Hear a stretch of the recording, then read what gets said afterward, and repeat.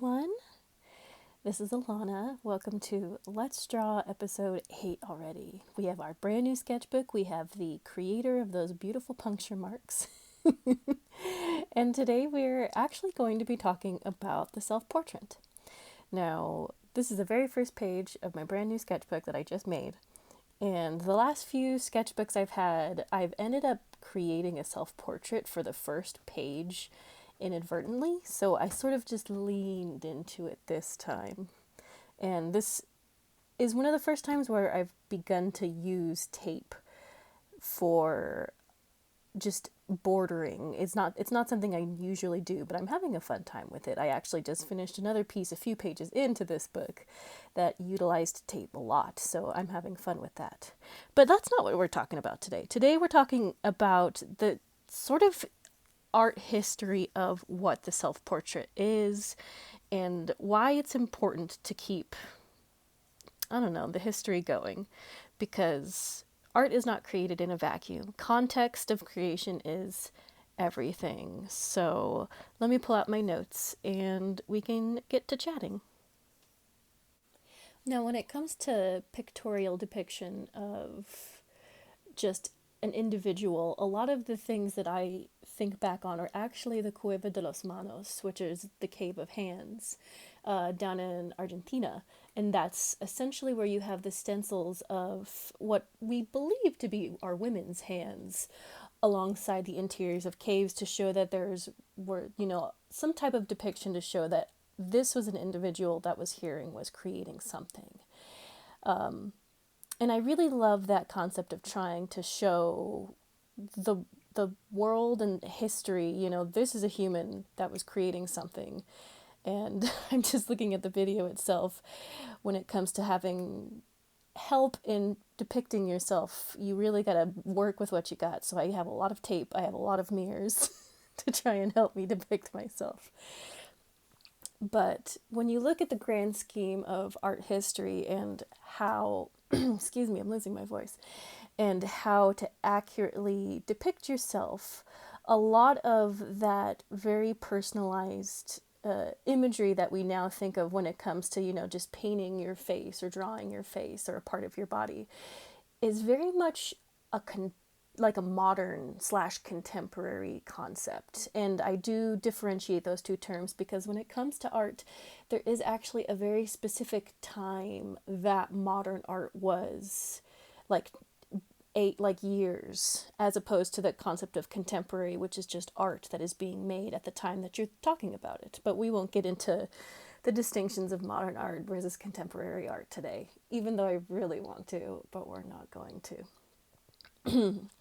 But when it comes to creating self-portraiture, it is really a creation of, the last 400 years.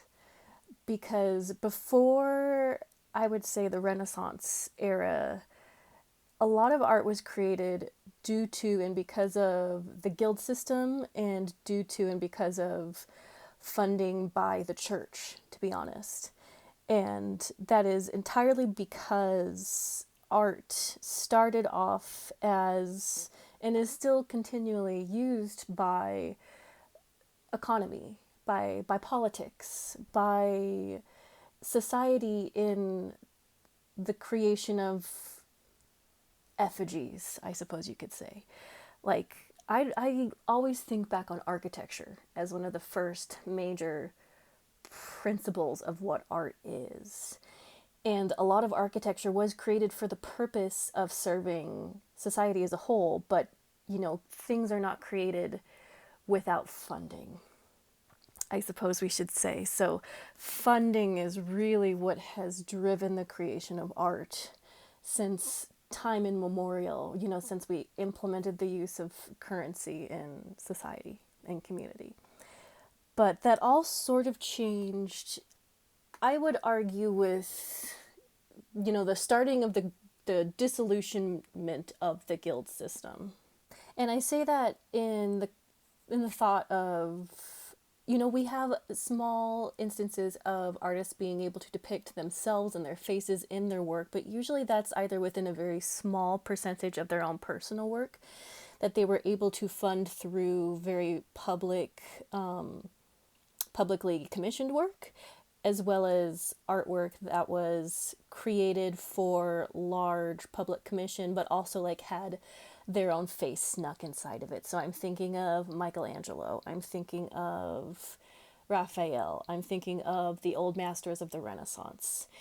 And that is because we really, as all forms of art, whether it was painting, whether it was architecture, whether it was music, a lot of that was completely funded through the guild system, which didn't necessarily fall until around, gosh, like the French Revolution in the 19th century.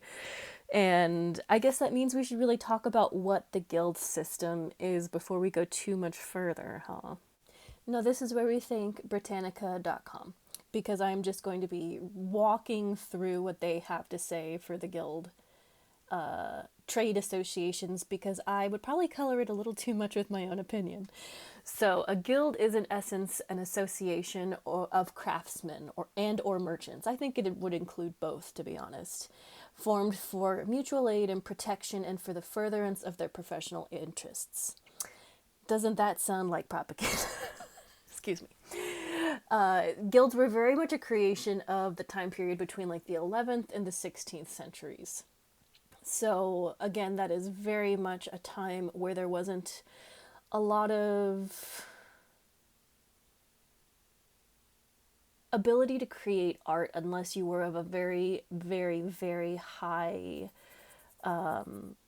part of the wealth and the wealthy in a given community. So a very small amount of individuals were able to create art and even have access to materials to create art at this time. I mean, this is serfdom. This is an area of I'm just thinking of the Black Death and all sorts of horrid things to live and survive through. So art was not necessarily available to the masses, much less to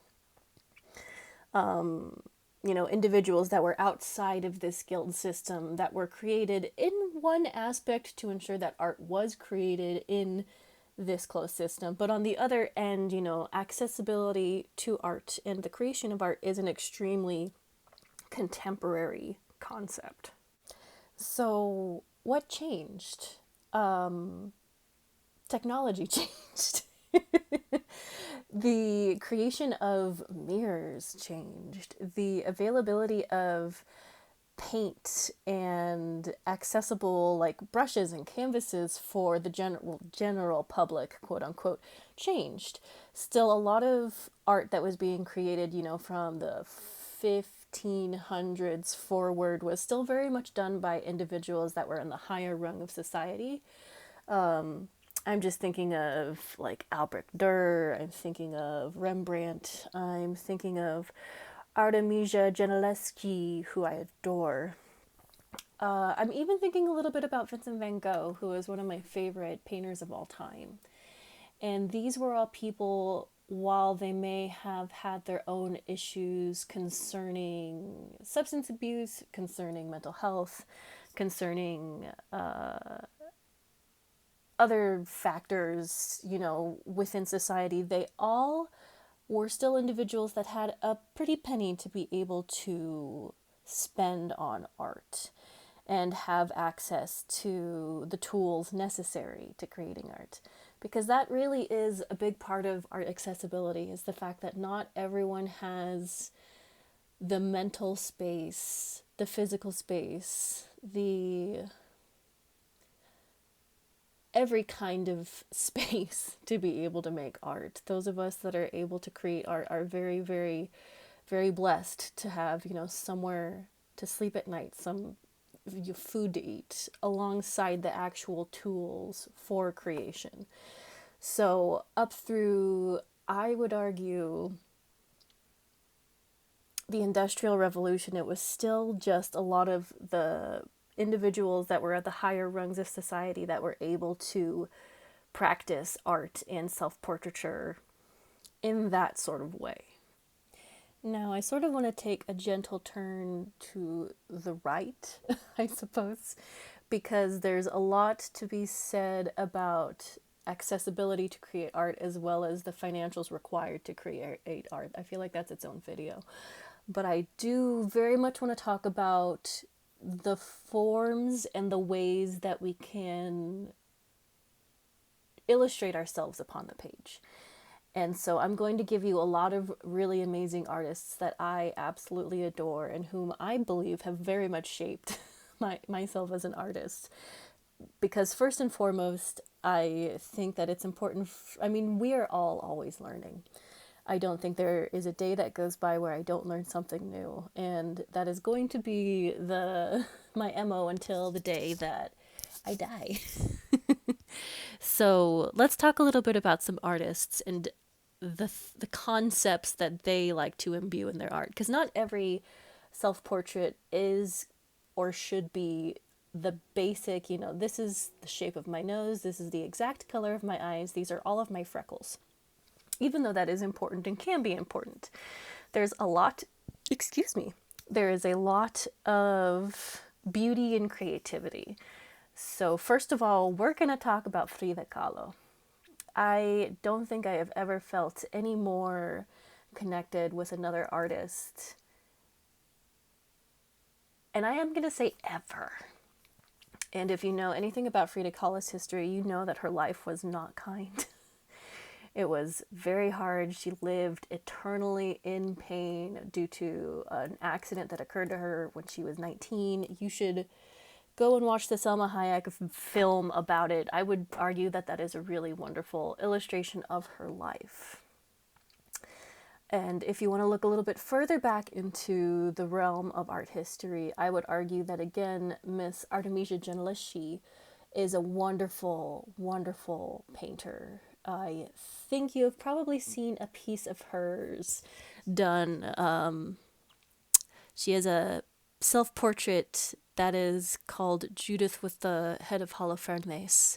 And, trigger warning, it is a very violent picture, but it is a beautiful and heartbreaking story that I won't go into it. Go ahead and read about it yourself. But very, very, very, very good. A lot of fun.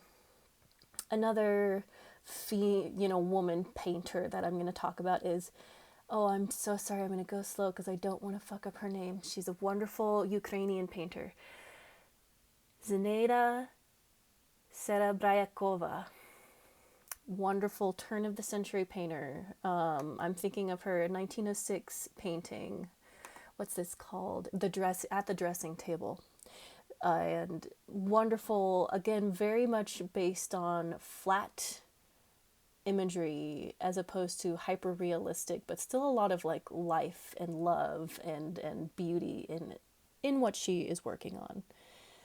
Now, when it comes to more contemporary artwork, I feel, so say 1900s, 1900 through today is when you get more allegorical self-portraiture. So it is a lot more of looking at how you're using lighting, how you're using imagery, how you are using other visuals within a piece to show emotion and to tell more of a story with what you're creating, with what you're illustrating.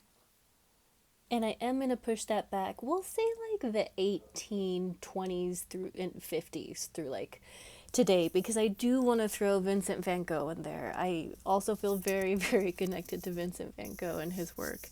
And a lot of what he is known for is his self-portraiture. So if you've seen, the image of the poor sickly blonde man with a bandage over his ear, that's Vincent. And, because we are looking at post-French Revolution, so, 1799 is the end of the French Revolution, or at least the main one. That point onward is really when we see the uprising of artists being able to create their own artwork. Slowly but assuredly, Okay, fine. We're going to jump a little bit into art history and the concept of what modern art is and the actual time frame of modern art. Because I think it's very important in how artists as a greater community started to be able to put their foot down and say, I want to create art that is of what I want it to be, whether it's of my own face, whether it is of images that are viewed as being against the cultural zeitgeist, whether it's because we just want to create art and we don't want people to tell us what to create. So we are going to talk a little bit about the Salon des Refusés and what happened in October of 1863. Now, in America, we are so pathetically insulated that we completely forget about the fact that the rest of the world exists. That's not a judgment, that's a statement. So let's talk about the fact that, one, all of the enormously important creators of art that lived in the world, pre-computer times. We're very much connected to Paris, very much connected to the art world that was in Europe. So from the creation of the guild system sort of morphed into what we call the salon. So in the early to mid 1800s, the salon, the SALON, was art that was created by guild members, but for the greater consumption of the public. However, that salon was very much controlled by a very official jury of who would allow certain art to be created. If you want an entire art history about this, do not tempt me. I will probably do it, so don't ask if you really want me to get into the nitty-gritty of art history as it relates to modern art, because I had a wonderful professor in college who completely got me turned on to all of this, and I could go down the rabbit hole again, so don't tempt me. But when it comes to individuals and painters that were not allowed into the salon, there came a time in 1863 where all of these artists were essentially revolting. And this was during the reign of Napoleon the Troisième, the Third. And so, because in 1863, all of these artists had had their various artworks refused, they were not allowed to participate in the main salon event. 5,000 paintings were submitted to this event, and just about half of them were rejected to be in the main salon. So because of that, Napoleon the Troisième allowed what is called la Salon des Refusés to occur, the Salon of the Refused.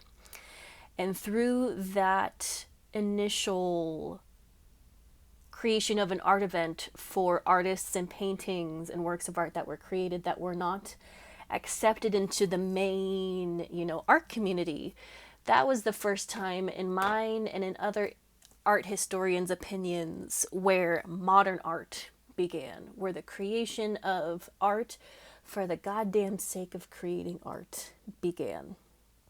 Now, we could go into the politics of that, we could get into the funding for that, but I don't have enough time.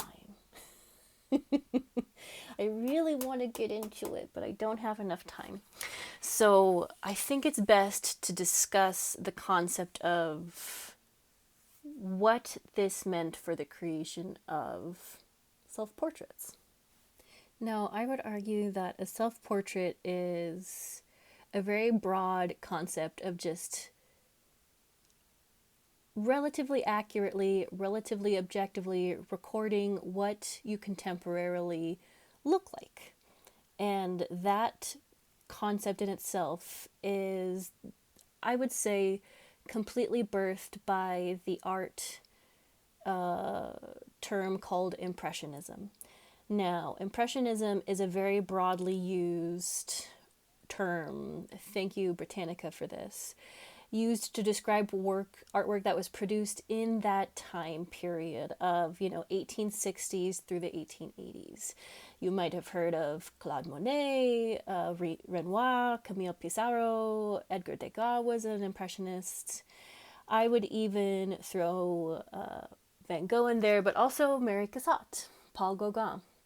All of these individuals were creating an art style that shared what, let me read this specifically. They had an interest in accurately and objectively recording contemporary life and the transient effects of light and color. So there is that aspect of wanting to make sure that you can relatively accurately depict what you're looking at, but B, looking at the effects of light and color. So the passage of time, the creation of emotion through the various usage of color, and I would argue pattern and movement as well. So all of that birthed very much the creation of art from, the 1860s all the way up through the start of the new century of 1900, through the various world wars that we had, and then up through the information, or the age of information, and the various different technologies that have been used in all of that time since, that have helped us better understand the world that we live in, as well as better depict the world that we live in.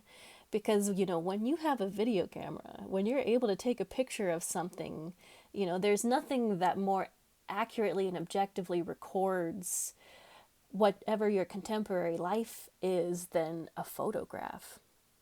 So through the last 100 years, I would argue, is where we've really started to mesh the concepts of accurately and objectively recording, whatever your contemporary life is, with various techniques of, well, how do I also use art tools in an artist's mind to create a unique image?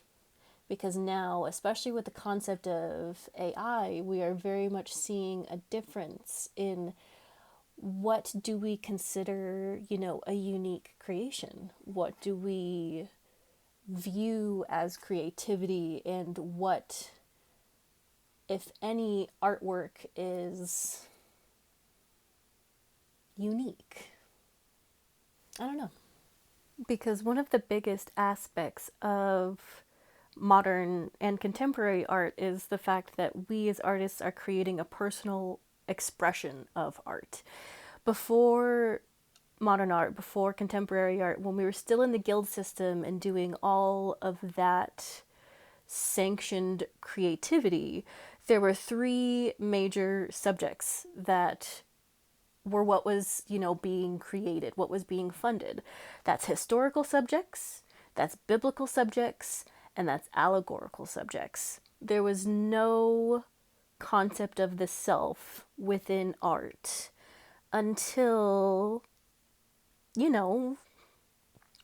as we've been discussing, until we really had some ability to fund art in its own way. So I don't know where I'm going with this. I think I'm just very much impressed at the tenacity of artists throughout the years to create personal expression within art, regardless of the deciding factors of how you could create art and what was allowed and what was funded. Because again, so much of art relates to how are you paying for food at the end of the day when you're painting? And a lot of that still is very much connected to today.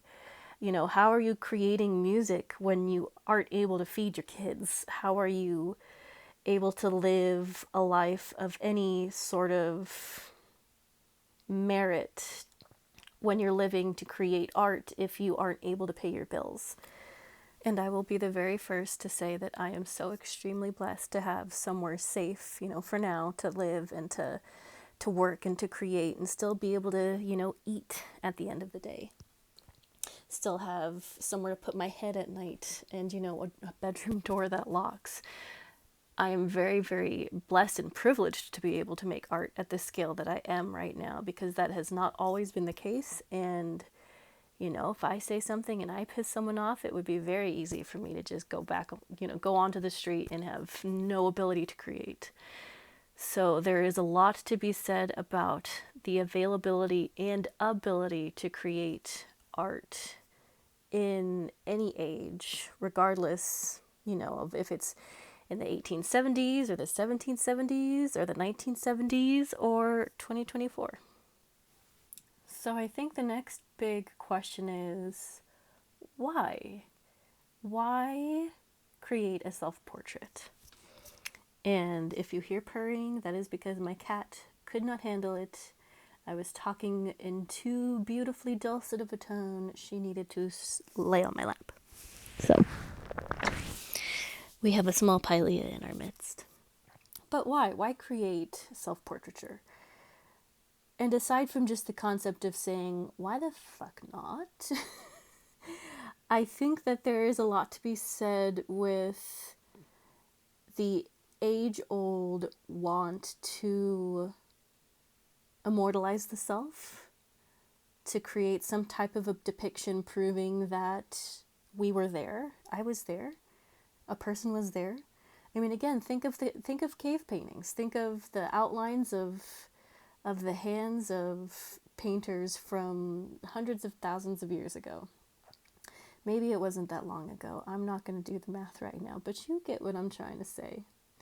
Maybe it is just the fact of why wouldn't I, as a creator, try and create a depiction that showed that I was here in the moment doing, this is very much a metaphorical piece of the concept of performance. What is performance?